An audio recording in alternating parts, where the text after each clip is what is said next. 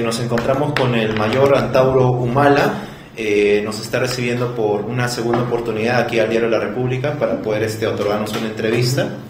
La última vez que lo entrevistamos, usted estaba en proceso de inscripción de su partido político, ¿no? Y ya hace unos días el Jurado Nacional de Elecciones, en el registro de relaciones políticas ya se ha formalizado este registro, ¿no? Y ha recibido muchos cuestionamientos el jurado por aceptar la inscripción de esta agrupación política. Y desde el Congreso de la República, algunos parlamentarios quieren impulsar una ley, ¿no? Que justamente para que le impida postular usted, ¿no? Que el proyecto de ley es que no puedan postular las personas que han sido sentenciadas por homicidio a pesar de que se hayan rehabilitado, ¿no? ¿Qué podría responder al respecto?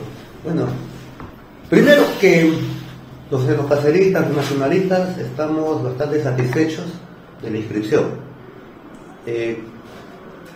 Ahora, después de un largo cautiverio y haber sufrido una traición, hemos salido y al año estamos logrando una inscripción ansiada a nivel nacional. Y esto preocupa a cierto sector político, es natural. Y tenemos que afrontarlo, pero hemos cumplido la ley al pie de la letra. Porque yo cuando salí de la prisión lo dije claramente. Dejamos la época de las rebeliones, la etapa de las rebeliones, y entramos a la vía electoral. O sea, a seguir las reglas del Estado contra el cual nos rebelamos. Con la filosofía de transformarlo desde dentro en la medida que no podemos demolerlo desde afuera. Eso ha sido claro. Entonces, hemos cumplido con la ley al pie de la letra y escribimos en paralelo, hicimos la gestión de dos inscripciones: Partido No Cacerista Revolucionario Unido y la Alianza Nacional de Trabajadores, Agricultores, Uniformes, Representantes y Obreros. En el camino quedó el Partido No Cacerista Revolucionario Unido, la inscripción. Y esto sí ha logrado su objetivo, ¿no? Entonces, a nosotros es una satisfacción, por supuesto que sí. Pero también una incomodidad que desde el Es natural que así sea, claro, pues nuestro programa es un programa nacionalista, colisiona con todos los programas de los otros partidos, incluido de la izquierda, algunos. ¿Y cómo van a hacer, no? Porque le pongo un ejemplo, cuando Vizcarra fue elegido congresista, lo inhabilitaron de inmediato, ¿no? Y él ahora, por más que impulse su partido, no puede ser candidato. Pero entiendo que lo de Vizcarra es por una denuncia que por denuncias varias, por corrupción, y como han dicho varios periodistas, es un caso cerrado. Claro, yo voy al hecho de que el Congreso tiene los votos para hacer lo que se le plazca.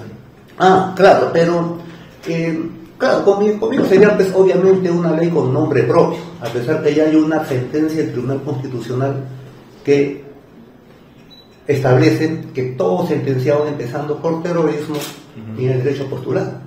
Entonces estos pillos del Congreso están haciéndolo con euleyadas para impedir una candidatura que cumplió con la ley. Entonces saben de que ya el tribunal se ha manifestado. Entonces insistir ya es mala fe. Además es algo anticonstitucional. Justamente acá hay un artículo 31 de la Constitución actual, no es del 93. Es nulo y punible, es el último párrafo, es nulo y punible todo acto que prohíba o limite al ciudadano el ejercicio de sus derechos. Eso está en la Constitución actual. Y yo soy un ciudadano, o sea, define, ¿se me considera ciudadano o no se me considera ciudadano? Porque yo ya cumplí mi carcelería. Ahora, el 3 de enero próximo ya se cumplirían los 19 años. O sea, yo automáticamente ya estoy rehabilitado. Rehabilitado, según el Código Penal, es por la rehabilitación se restituye a la persona los derechos suspendidos o restringidos por la sentencia. Ya tengo todos mis derechos, estoy ya soy un ciudadano, entonces ya estoy acá.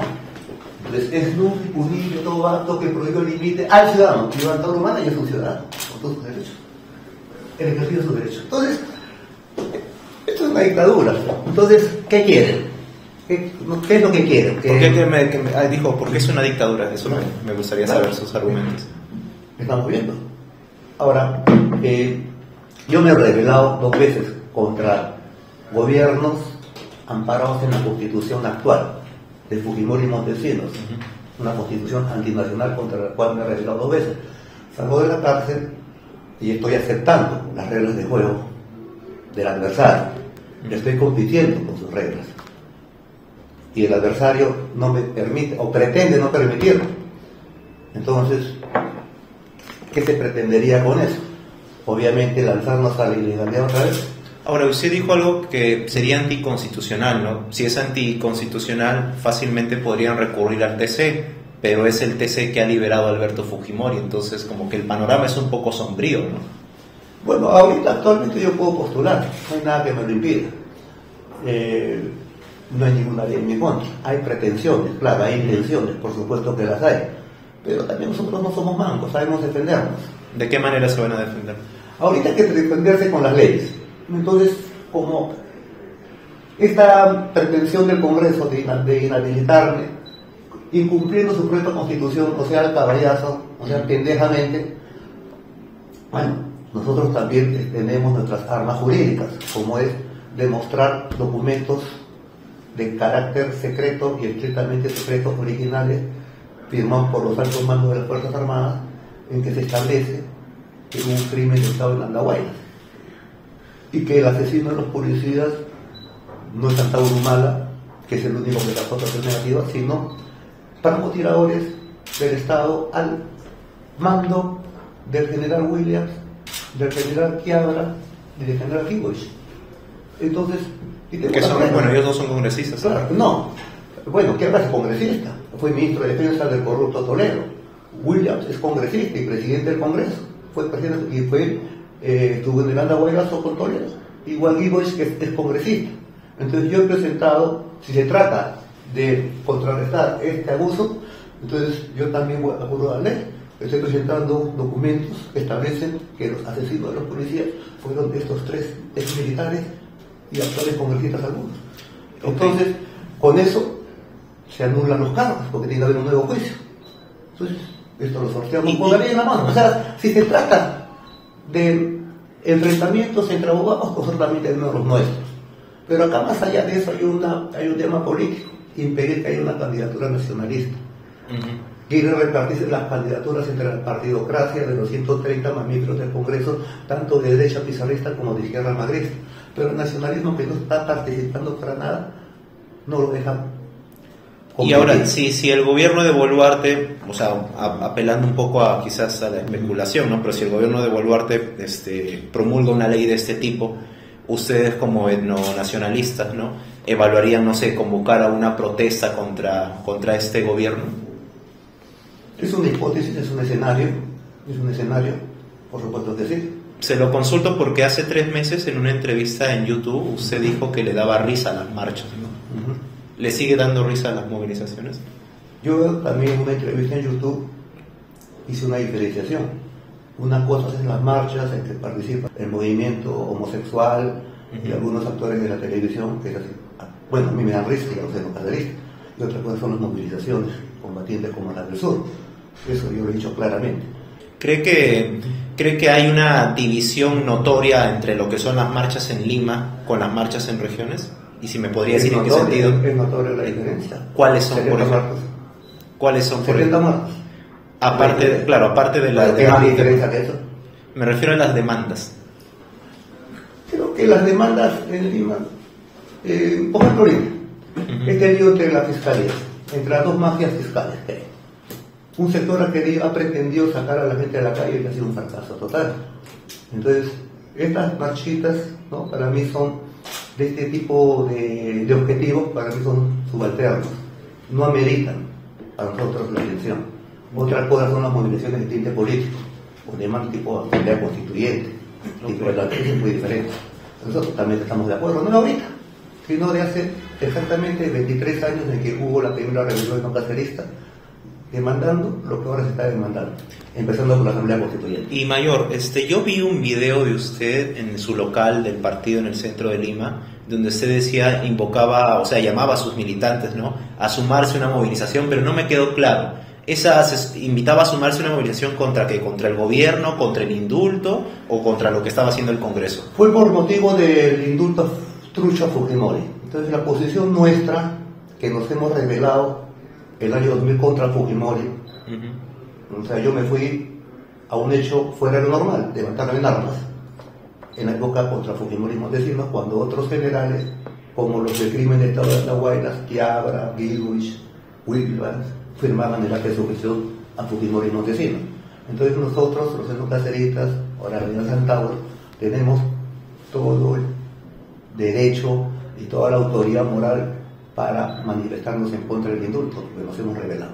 Entonces, ante el indulto trucho a Fujimori, obviamente yo dispuse que hubiera presencia nuestra en las calles. Solamente por ese tema, no por el tema de la Junta Nacional de Justicia, por ejemplo. Para nosotros el tema de la Junta Nacional de Justicia son mafias en conflicto. No nos interesa cuál es más delincuente de la cual, cada uno tiene su mafioso preferido. Para nosotros ambos son impresentables, indefendibles. Esa es nuestra posición. Por eso no apoyamos, nos abstenemos de ese tema en participar en alguna movilización. ¿Esas demandas no le interesa a usted? No sé, esta semana que marcha se ha convocado. No, me refiero a ese tipo de demandas, por ejemplo, que no se remueva la Junta, ¿no? Son temas que no le interesa en realidad a usted. No nos interesa por el momento, porque primero no tenemos injerencia ahí. Dos, no depende, estamos ahorita abocados, hemos estado abocados recientemente a la inscripción. Entonces recién ya con ya la inscripción hecha, ya reconocido legalmente por el sistema electoral del Estado, recién vamos a comenzar a manifestarnos en temas como el que tú me dices, pero te digo, a grosso modo, no lo considero, digamos, importante para nuestros objetivos. Ahora, estaba leyendo el estatuto del partido Antauro y hay algunos puntos que me llaman la atención y en base a eso le voy a hacer unas preguntas. Dice que tiene como fin preservar la paz, la libertad y la vigencia de los derechos humanos, ¿no? En primer lugar, me gustaría preguntarle, ¿qué entiende usted por derechos humanos, ¿no? ¿Cuál es su concepción? Primero, que te quiero decir que yo en Antauro soy un militante. ¿Ya? Y también te puedo decir que hemos tenido que adaptar ese estatuto a las exigencias del Jurado Nacional de Elecciones. ¿No es que lo compartan o sí? Yo soy un militante. Hay una dirección que lo ha establecido. Entonces, te diré que no he leído el estatuto, recién lo voy a leer. Pero si tú me dices que entiendo por derechos humanos, bueno, entiendo por derechos humanos los derechos elementales de todo ser, ¿no? De toda persona, hombre o mujer. Se lo consultaba porque, bueno, en diversas entrevistas usted siempre ha hablado de fusilar a los que han sido expresidentes corruptos, ¿no? No es una, no chocan estas dos ideas. O sea, para ti se atentó contra Luis XVI cuando le cortaron la cabeza contra los derechos humanos. O sea, con eso no habría, entonces no habría pena de muerte, no habría tampoco, no hubiera prisiones, porque también atenta contra derechos humanos, te restringe la libertad. O sea, ¿a qué va tu pregunta? No lo entiendo. Bueno, mi pregunta va al hecho de que si, por ejemplo, usted llega a ser presidente de la República, ¿evaluaría que el Perú se retire del Pacto de San José? No lo evaluaría, se va a salir. Porque tenemos que fusilar presidentes en el Perú para moralizar a la sociedad. Es recontra humano, porque tenemos presente, ya antes de defender los derechos humanos de delincuentes como Kuczynski, como Fujimori, como Toledo, como Yanta, yo prefiero defender los derechos humanos de la población del pueblo peruano. Ahora, pero por ejemplo, los principales damnificados contra estos delincuentes. Ahora, pero por ejemplo, los deudos de La Cantuta y Barrios Altos, ellos han recurrido en diversas oportunidades al sistema interamericano de derechos humanos también para protegerse, ¿no? ¿Cómo quedarían estos casos desde su punto de vista? Si no habría, el Perú no estaría en el Pacto de San José. Mira, yo lamento la muerte de los estudiantes de La Cantuta y de ese profesor. Yo ese tiempo estaba en el ejército. Y en el ejército, en ese entonces, en la guerra sucia, hubo dos actitudes en la oficialidad: los soldados y los sicarios. Yo estuve en el lado de los soldados, que tengo el día de varios primeros en buena línea, enfrentamiento, FAL contra FAL, fusil contra fusil en la PUM. Por eso no tengo problemas con la Comisión de la Guerra. Siempre enfrenté al enemigo armado, igual que yo. En el caso de La Cantuta, Barrios Altos, no hubo enfrentamiento. Fue asesinato contra gente desarmada, inclusive amarrada, como en el caso de los estudiantes. Entonces, eso no lo hace un soldado, eso lo hace un sicario. Entonces esa fue nuestra actitud con respecto a la guerra interna, ¿no? Entonces, yo te puedo decir que para nosotros la situación de las víctimas de la Cantuta, yo me solidarizo, lo lamento profundamente, ¿no? Y creo de que ahí ya pasó ese tiempo, pero ahorita estamos en una situación que atañe a toda la nación, que son presidentes del Perú. Son 7 presidentes que han traicionado al país, que son lavajatistas. ¿Y qué es lavajato? Son agentes extranjeros, áreas inversionistas, que han sobornado la voluntad presidencial durante un tercio de siglo. Y eso no es solamente corrupción, eso es, para nosotros, tocamos decir, traición a la patria. Entonces lo vamos a tratar como tal. Lo vamos a tratar como tal. Y tanto la Constitución del 79 como la del 93 establece la pena de muerte. Entonces, si ganamos la elección, lo vamos a hacer, porque para eso hemos ganado la elección, pues para eso nos han elegido. Entonces, si es necesario salirse de cualquier organismo internacional que se oponga a esta necesidad nacional, bueno, los abogados harán su trámite. Y la decisión política es hacerlo. Si hay que salirse del pacto de San José o del pacto antártico, del pacto de Perico de los Pagotes, se hace, pues, el abogado hará su chamba. Pero la nación, desde el punto de vista nuestro, para salir airosa de esta crisis histórica, tiene que recuperar la fe revolucionaria de su pueblo en un proyecto nacional. Y no hay manera de recuperarlo si es que se hace un escarmiento histórico por los últimos presidentes salidos desde el 5 de abril del 92. Ahora, Mayor, pero independiente si uno está de acuerdo o no con lo que propone, ¿no cree que cómo un eventual gobierno suyo podría lidiar con ello? Porque si usted toma esa decisión, automáticamente países, no sé, como Estados Unidos... Estados Unidos no está adscrito al pacto de San José. No, me refiero, por ejemplo, porque hay una convención de Naciones Unidas de respeto a los derechos humanos. Estos son unos inmorales, empezando por Estados Unidos. Estados Unidos no fueron parte de esa convención. Y en los países europeos, en los occidentales también hay pena de muerte. En Francia está vigente la guillotina, por si acaso. Sigue vigente. Me refiero en Estados Unidos la cámara de gas. Y acá el procedimiento se llama fusilamiento, en la capital. Pero te aseguro que si Estados Unidos, Suiza, Israel o Cuba hubieran soportado un tercio de siglo de presidentes delincuentes como nosotros, ¿no? Lavajatistas, hubieran actuado o actuarían de la manera como nosotros pretendemos hacer. Ok. Y por ejemplo, esta propuesta que usted tiene guarda mucha coincidencia como lo que proponen algunos otros partidos, ¿no? Renovación Popular, ¿no? Que ha propuesto también salirnos del pacto de San José. Hasta el fujimorismo propone... Claro. El nacionalismo, nosotros tenemos, pues, nuestros 10 puntos, coincidencias tanto con sectores de derecha como sectores de izquierda. Por ejemplo, toda la izquierda peruana, tanto chanfainita como caviar, coincide con nosotros, convergemos con la idea de la Asamblea Constituyente. Convergemos con nuestra oposición al fujimorismo. Convergemos en muchas cosas, como que también en otras, como en esto de salirnos de la Convención de Derechos Humanos, coincidimos con la derecha, pero no por defender a fulano o sultano, sino consideramos que es una necesidad aplicar la pena capital a los presidentes de la República. Es por eso, porque queremos hacer una revolución en el Perú. Y para eso es necesario eso.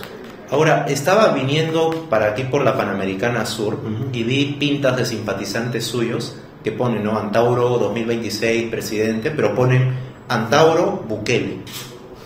Yo he conversado eso con algunos militantes, ¿no? Dirigentes, y me decían de que eso no va por orden directa del partido, que son simpatizantes. Es espontaneidad. Espontaneidad, sí, es cierto. Inclusive ese letrero tan famoso que lo sacaron los medios. Pues, en la selva. Claro, en la selva. Pues espontaneidad. Ya lo conozco al compatriota que lo he hecho. Fui a Iquitos, lo he felicitado por su espontaneidad, pero quiero precisar, y gracias por la pregunta. Efectivamente, yo por Bukele, obviamente tengo simpatía, más que todo por la valentía en afrontar un tema tan grave, tan vital para su nación. Lo ha hecho con resolución y valentía. No sé cuán efectivo será. Yo como expresidiario no creo que el INPE de El Salvador sea mejor que el INPE del Perú. Son tan latinoamericanos como nosotros y sus niveles o estándares o datos económicos y sociales son peores que los del Perú. Entonces tengo mis dudas. Sí, el modelo de ellos funciona aquí. Y si funciona allá también, tengo mis dudas. Una cosa es la propaganda del internet y otra cosa es la realidad, te lo digo como preso. Acá todos los días, como por ejemplo, acá todos los años se inaugura los paneles, los bloqueadores, se declara limpia en emergencia, pero todos los años los presos en su celda, yo lo he tenido, llaman por teléfono, porque el sistema es así, ¿no? Entonces, una cosa es lo que se dice y otra cosa es la realidad. Bueno, tengo mis dudas, pero felicito la resolución, tu valentía de Bukele. Pero acá en el Perú es diferente. Bukele no tendría un tercio de delincuentes. Acá sí nos hemos tenido saqueadores al máximo. Entonces acá hay que bukelizar desde arriba, antes que desde abajo. ¿En qué sentido?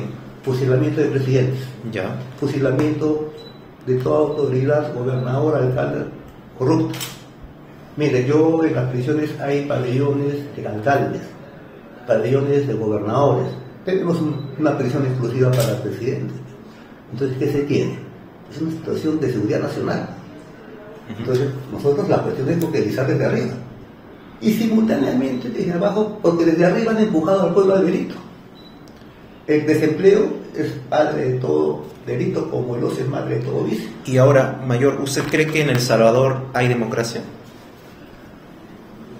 Creo que en las formas de democracia hay una Cámara de Representantes, hay un Ejecutivo, o sea, en las formas. Ahora, es que también hay que definir la democracia. Pues.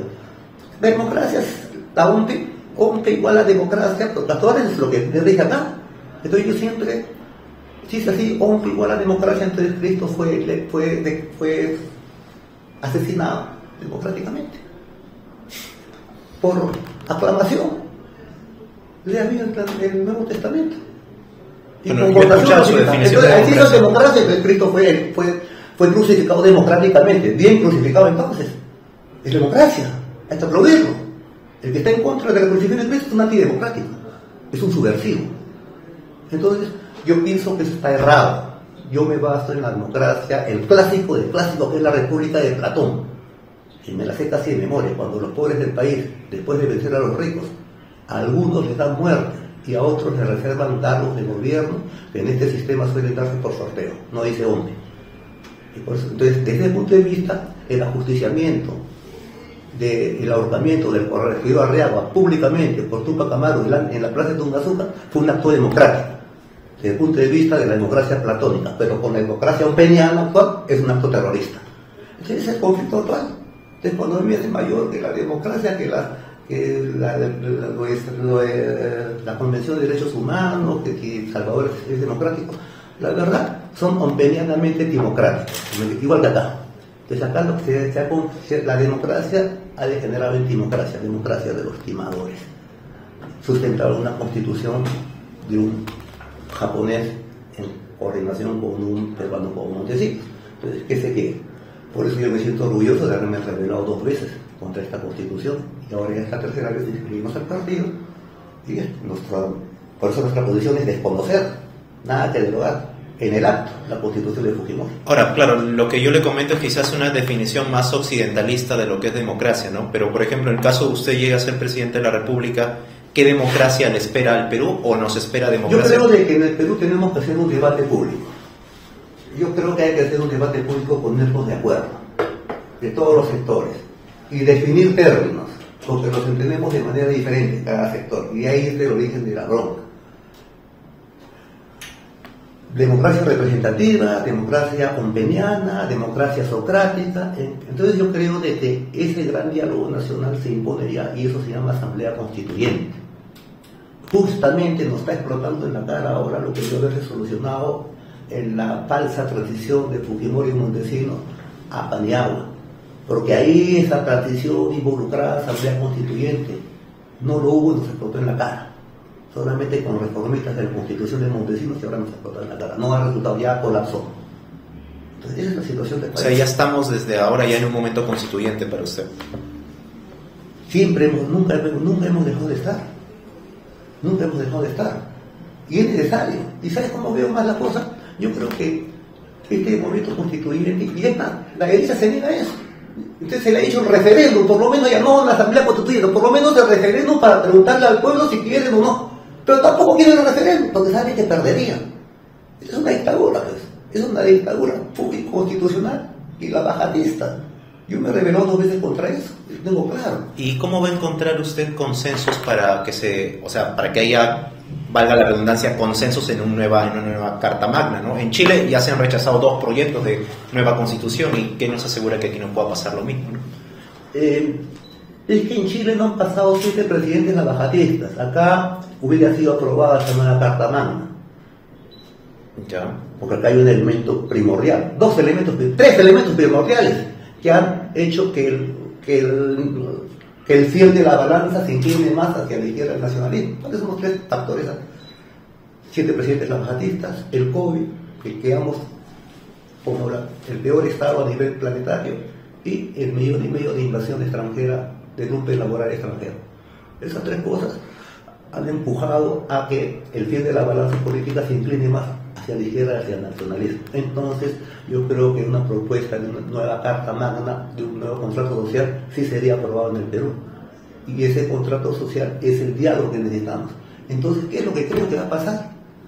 Después de la década de los 70, de un contrato social nacionalista o de izquierda, digámoslo así, ¿no? Hemos pasado a las ideas de los 90 del globo neoliberalismo saqueador. O sea, tesis nacionalista, antítesis globo neoliberal, debe salir una síntesis. Por eso necesitamos una convocatoria, un debate nacional. Y ese debate nacional solamente se va a lograr con la Asamblea Constituyente. No hay otra manera. Ahora, otra pregunta que le tengo es: en el Estatuto del Partido Antauro se habla, propone subordinar el libre mercado a la nación, y que se va a priorizar la producción nacional sobre la importación. Claro. Yo sé que usted no es economista, ¿no? Pero si llega a ser presidente hay temas muy sensibles, porque justo el Perú vive en una recesión, ¿no? Pero ¿cómo esto va a mejorar el bienestar de los peruanos, ¿no? Porque dependemos mucho del comercio exterior. Claro, somos adictos al comercio exterior. O sea, mira, a nosotros nos han hecho creer que sin la inversión extranjera somos tan pobres diablos como pueblo que nos morimos de hambre. Nosotros nos oponemos a ese es un concepto ofensivo. Y además sabemos por economía, no soy economista, soy militar, pero tuve una secundaria en la cual se enseñaba el curso de economía política. Estoy hablando de la secundaria de antaño, ¿no? Y ahí en el curso de economía política, en el colegio Ciencias del Curso, ahí me enseñaron a de memoria que el capital no crea el trabajo, como nos han hecho creer. Totalmente al revés, es el trabajo el que crea el capital. Y mira los inversionistas acá, son ampones. Los mayores inversionistas han sido los Odebrecht. Odebrecht es AMPA extranjera, alias inversionista, ¿no? Sobornando al presidente. Entonces acá la libre inversión por inversionista es un potencial ampón. Y acá nosotros, ¿qué es la moneda? Es el metal. Somos el tercer productor en oro a nivel mundial, el segundo en plata, el cuarto en cobre. Tenemos toda la tabla periódica de Mendeleev en nuestra Pachamama. Tenemos la moneda, tenemos el trabajo, tenemos todo. Entonces lo que pasa es que nos han hecho creer que somos unos inválidos y unos minusválidos mentales. Y tengo una teoría. Yo creo que acá el presidente, el verdadero emperador del Perú tiene nombre.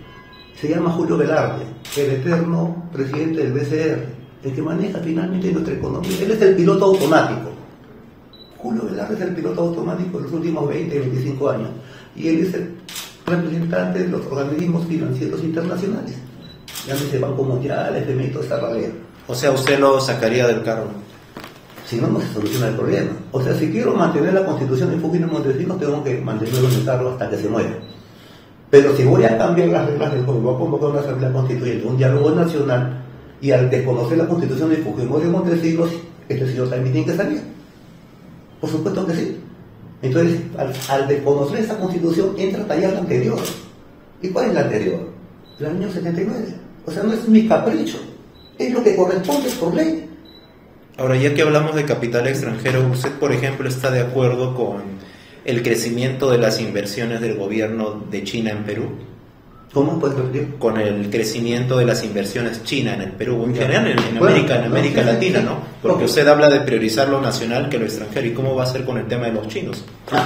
Entiendo que el puerto de Shanghái se va a inaugurar el año 2026, ¿no? Y eso fue una decisión tomada por gobiernos anteriores. en función de una constitución antinacional. Entonces, si somos así, si el pueblo peruano nos da su confianza para regir sus destinos, bueno, tenemos que replantear el tema con los chinos. Porque si vamos a desconocer la constitución de un extranjero, o sea, estos han hecho tratos con gobiernos ilegítimos. Totalmente, no están presos, están suicidados, están huidos. O sea, no va el puerto de Chancay. No estoy diciendo que no va, tiene que ir, ya, pero en otras condiciones que nosotros como gobierno nacionalista vamos a restablecer con los chinos, diciéndoles, ¿sabes qué? Este país ha sido secuestrado en el último tercio de siglo. Tú te has entendido con los secuestradores, no con las víctimas. Las víctimas hemos recuperado la casa. Ahora te entiendes con nosotros. También, la obra está, la felicitamos, pero vamos a ver las condiciones, la vamos a revisar. Okay. Esa es nuestra posición. Ok, ahora, ya que hablamos de países, ¿no?, de grandes capitales, un gobierno de Antauro Humala, ¿quiénes serían sus países aliados? ¿O qué países gobiernos en el mundo usted ve con simpatía? Yo creo que Rusia y Putin nos vería con mucha simpatía, porque somos tan nacionalistas como ellos. Creo que China también nos vería con simpatía. Creo que los BRICS nos verían con simpatía. Y en el ámbito latinoamericano tendríamos una afinidad natural con Bolivia y Ecuador. Venezuela. En el lado de Bolivia, con los movimientos etnonacionalistas que enarbolan la huipala. Y con respecto a Ecuador, con la Confederación de Nacionales Indígenas del Ecuador, ¿no?, que también son etnonacionalistas y tienen presencia política electoral. Entonces ya son movimientos tanto en Bolivia, que ya están gobernando, en Ecuador, que son parte del sistema electoral, y en Perú, que ya existimos electoralmente como etnonacionalistas, ya no con mascarón de prueba como fue antes cuando sacamos congresistas con un PP o otros partidos. Ahora ya somos nosotros mismos que vamos a competir. Entonces, si se da el escenario de una gobernación etnonacionalista en el Perú, es natural que tengamos simpatía con los movimientos afines tanto en Bolivia y Ecuador, que según nosotros son pueblos, países, hermanos en linaje, y que Chile serían baluartes principales para nosotros, para un internacional en caída. ¿Y en el caso de Chile? En el caso de Chile tenemos nosotros la convicción que habrá una hermandad real con el pueblo chileno una vez que se solucionen los problemas de los territorios usurpados. Ya. Así es natural. Nosotros, Mayor, se lo pregunto con la mayor sinceridad posible. Si usted llega a ser presidente, no se descarta un conflicto con Chile. Solamente te puedo decir que siempre que había un proyecto nacional peruano, en el siglo XIX, por Santa Cruz, colisionó con el proyecto nacional chileno de Diego Portales. En el siglo XX, el proyecto nacional peruano de Juan Velasco Alvarado colisionó con el proyecto nacional chileno de Augusto Pinochet, hasta el punto que Pinochet minó su frontera norte, hasta ahorita. O sea, desde la batalla de San Francisco, las Fuerzas Armadas chilenas recién adoptan planes defensivos con las Fuerzas Armadas peruanas. Son hechos, no son opiniones. Entonces, si nosotros, el pueblo peruano nos favorece y nos tomamos su destino, habría un tercer proyecto nacional. Si los dos pasó eso, obviamente debemos estar prevenidos, sin necesidad de ser conflictivos, pero la historia enseña. Entonces, nosotros somos unos fundamentalistas del nacionalismo. Para terminar sobre ese tema de cómo se ve el mundo, en el caso de Cuba y Venezuela, ¿por qué no los mencionó? Porque yo soy nacionalista, no soy comunista. Pero tiene coincidencias con la izquierda y con el fujimorismo, ¿no? Claro, con la izquierda y la derecha. Claro, ¿en qué puedo coincidir con Cuba? Puedo coincidir en su política sanitaria. Cuba es uno de los pocos países subdesarrollados, todavía lo es, que inventó su vacuna en el COVID. Nosotros hemos hecho rol de cuyes o de cobayos de laboratorio en el COVID, en quienes probaban la vacuna. Entonces, si tú me dices qué ejemplo puedo seguir, bueno, prefiero el cubano que el peruano. Ahora, ¿qué puedo aprender de los suizos? Podemos aprender tecnología, muchas cosas, hasta de los israelitas. Todo el mundo aprendemos, porque somos nacionalistas. No me alineo ni con la izquierda ni con la derecha. Ok. Para ir terminando esta entrevista, quería consultarle, hace poco usted declaró que en el Perú usted expulsaría a los venezolanos. Y dijo algo así que no se sentía ofendido si le decían xenófobo. Sí. Sí. Pero ¿cómo va a ser eso? Porque, o sea, sé que en el Perú hay personas que no están debidamente regulados sus papeles, ¿no? Pero eso también va en contra de los derechos humanos de los migrantes. Bueno, yo pienso primero en los derechos humanos de los peruanos que de los inmigrantes, ¿no? Mira, primero no es contra los venezolanos en sí por ser venezolanos, es contra los extranjeros en general que nos quitan puestos de trabajo. Entonces nuestra posición es la siguiente: no es tampoco anti-extranjero. Los extranjeros son bienvenidos, siempre y cuando sean turistas y coman rico en nuestros restaurantes, pero no pueden trabajar acá, porque acá somos un pueblo que está en un 80% informal, clandestino, y el subempleo y el desempleo ya roza el 20-25% bruto. Entonces, para nosotros es falta de patriotismo darle trabajo a un extranjero y no a un nacional. Recién cuando tengamos la certeza que todos los peruanos tienen empleo, recién los extranjeros podrán trabajar. Esa es nuestra posición nacionalista. Ahora, consideramos de que prohibiendo lo que pasa en otros países a los extranjeros trabajar, estamos recuperando 1 millón de puestos de trabajo, ya sea informal o formal, lo que sea. Entonces, bajamos el subempleo en la población peruana y bajamos los índices de delincuencia, porque, repito, el desempleo es el principal generador de delincuencia. Entonces, ahora, ¿cómo lo hacemos?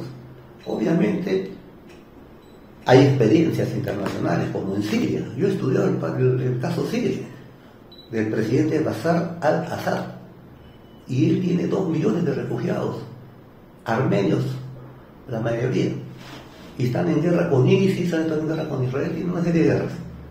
Y ese presidente le ha dicho a la ONU que no los puede alimentar, y la ONU los está alimentando. Entonces nosotros tenemos argumentos como los sirios, el COVID, los presidentes, el abajato, han traicionado a nuestro pueblo. En Iquitos la gente ya está comiendo 2 veces al día, ¿no? Entonces, para nosotros es algo patriótico. Se les juntará en un inmenso campo de refugiados, quizás en el kilómetro 730 de la Panamericana Norte, y ahí que los alimente la ONU, harán sus carpas, todo, y los van a alimentar, porque esa gente, ese 1,5 millones de inmigrantes, colombianos, venezolanos, inclusive hasta suizos, que están quitando trabajo acá, tendrán que ser alimentados, vestidos por nuestros comerciantes. O sea, encima van a impulsar nuestra economía.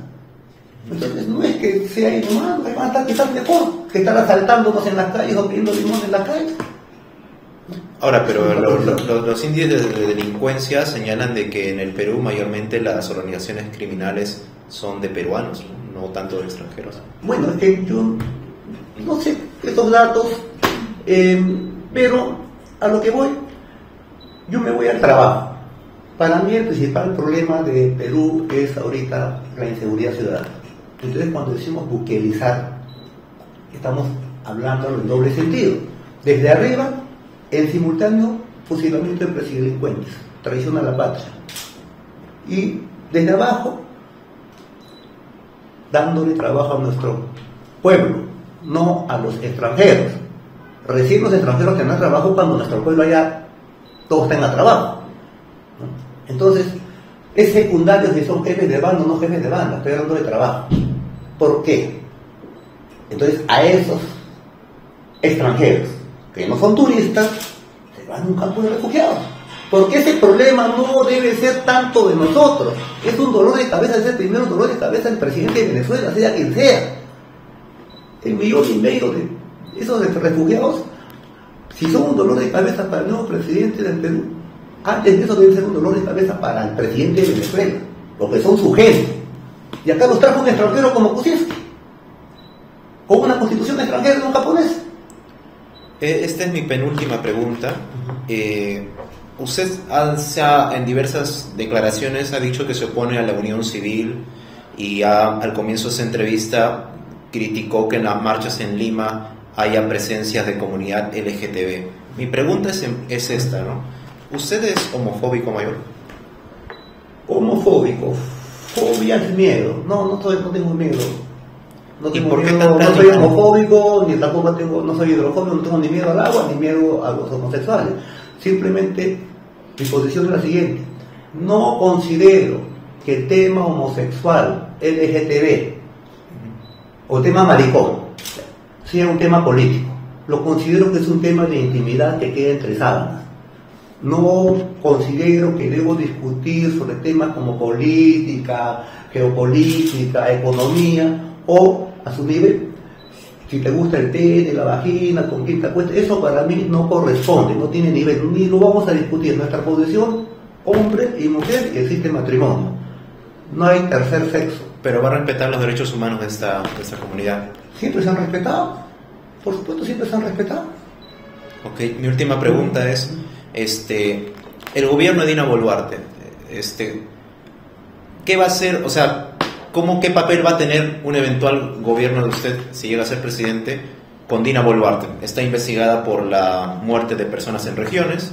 También hay acusaciones de corrupción en todo este aparato del Ejecutivo, ¿no? Mi pregunta final es, ¿cuál va a ser el rol de su eventual gobierno si es que llega a ser electo con Dina Boluarte? Todos los presidentes fujiconstitucionales, o sea, desde el 5 de abril del 92 hasta la fecha, para nosotros deben ser arrestados. Y si además de las fujiconstitucionales son lavajatistas, van a ser arrestados porque se les va a hacer un juicio sumario por traición a la patria, con cargos de pena de muerte. Entonces nuestra posición es clara, siempre ha sido, para nosotros, desde el 5 de abril del 92 hasta la fecha, todos los presidentes habidos son delincuentes. ¿Por qué? Porque nosotros eso lo hemos enarbolado en las dos rebeliones que hemos hecho. El 29 de octubre del 2000 contra Fujimori y el 1 de enero del 2005 contra Toledo. En los dos manifiestos políticos que yo leo, uno en Toquepala y el otro en la toma del patrullero de Andahuayla, leo lo que le estoy diciendo ahorita. Todos los delincuentes habidos el 5 de abril del 92 son delincuentes, son ilegales. Por eso me voy a aferrar al artículo 307 de la Constitución del año 79. A todos los voy a meter presos el primer minuto. Y eso incluye a su hermano y a Pedro Castillo. Todos es todos, haga tu lista. Pedro Castillo también. O sea, ¿cómo porque se lo pero digo. ¿qué es lo que no entiendes? Todos es todos, pues Pedro Castillo, Boluarte, Ollanta, Kuczynski, García, te lo voy a enumerar ya, Vizcarra, Sagasti, a García también, Toledo, Fujimori. ¿Por qué se lo consulto? ¿Por qué le menciono a Castillo Mayor? Porque, querramos o no, es un presidente que ha tenido mucho respaldo en las regiones más pobres del país, sí. Independiente del concepto que usted tiene de él, porque yo he escuchado, ¿no? Entonces, ¿cómo va a tomar las regiones que usted, si es presidente, lo intente fusilar, ¿no? Primero que el sur siempre ha sido de tendencia nacionalista o socialista, mayoritariamente. Con Castillo, sin Castillo, con Ollanta, sin Ollanta, con fulano, sin fulano. Ahí está ese bolsón siempre revolucionario. Entonces no depende de mi actitud con determinado personaje para que dependa la votación de allá. Punto 1. Punto 2. Tanto Castillo y su partido, por el que fue electo Perú Libre, y esa plancha que fue integrada por 3 personas, Boluarte, Castillo y Cerrón, eran un paquete juntos, independientemente de que se hayan fracasado, que se hayan traicionado entre ellos, que se hayan dicho samba canuta entre ellos, que se hayan inmiscuido en corrupción y que hayan hecho ridículo entre ellos, que no tienen por qué salpicar al nacionalismo. Bueno, con todo su rollo revolucionario, nunca dejaron de ser fujiconstitucionales, porque gobernaron con la constitución de Fujimori y Montesinos.